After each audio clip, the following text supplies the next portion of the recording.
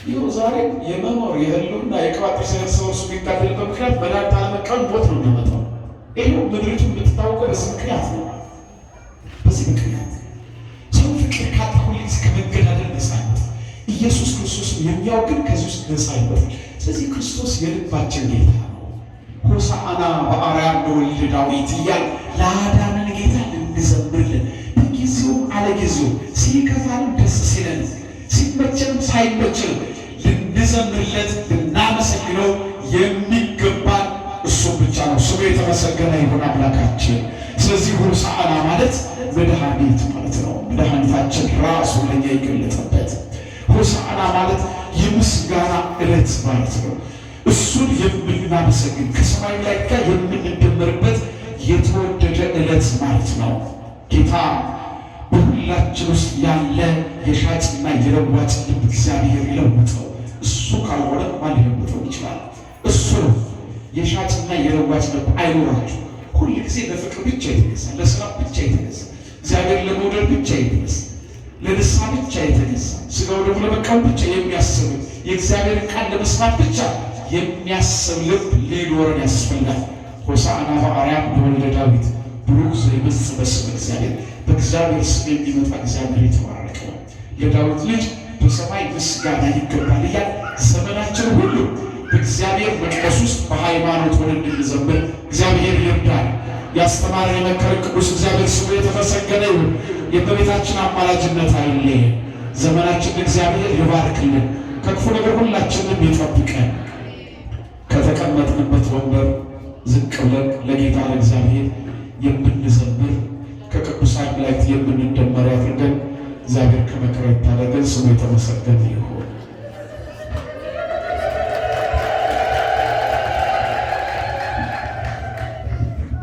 ለመምህራችን ለመምህር ቃለ ጽድቅ ቃለ ሕይወት ያሰማልን፣ ቃለ ሕይወት ያሰማልን። አሜን። አስብ መምህራንን ያድልልን።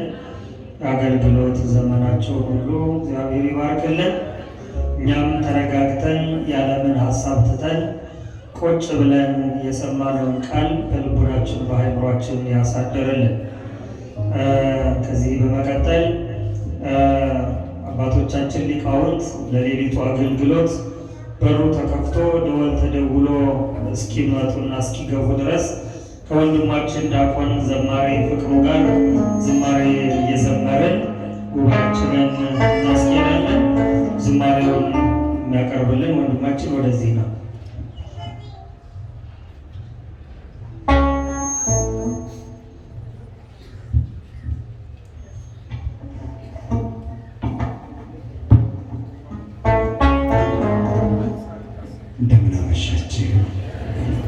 እንደምናመሻችሁ።